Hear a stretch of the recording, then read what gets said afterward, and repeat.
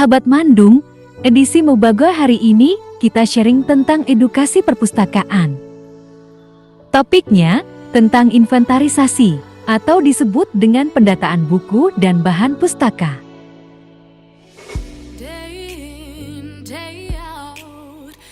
Bahan dan alat yang dibutuhkan: stempel inventaris, stempel perpustakaan, kartu T-slip, buku folio, pulpen, penggaris, dan lain-lain.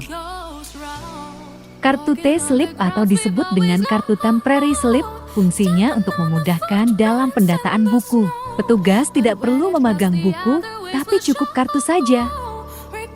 Kartu T-slip mencatat semua identitas dari suatu buku, baik judul, pengarang, penerbit, hingga halaman dan tinggi buku. Buku folio dibuatkan kolom-kolom nomor urut, nomor inventaris, nomor panggil, hingga semua identitas yang menggambarkan suatu buku. Selanjutnya, isi kolom-kolom buku inventaris, mulai dari nomor urut hingga akhirnya dari data kartu T-slip. Satu nomor urut mewakili satu judul buku dengan sejumlah eksemplarnya, sementara satu nomor inventaris mewakili satu eksemplar buku. Berikut ini data-data yang menggambarkan identitas suatu buku sebagai bagian dari kartu T-slip dan kolom-kolom buku inventaris.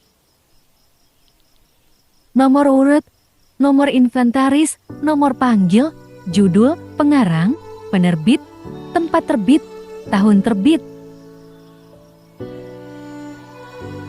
Selanjutnya, halaman Romawi, halaman Arab, bibliografi, ilustrasi, isben, sumber, harga, dan lain-lain dari identitas suatu buku.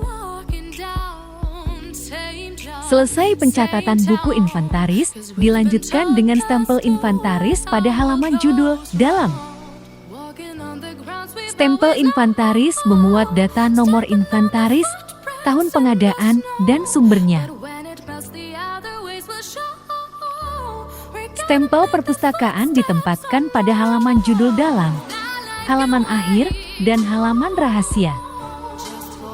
Jadi, secara umum inventarisasi dimulai dengan pembuatan kartu T-slip, pembuatan kolom-kolom buku inventaris, pengisian buku inventaris, stempel inventaris, dan terakhir stempel perpustakaan. Selesailah kerja inventarisasi.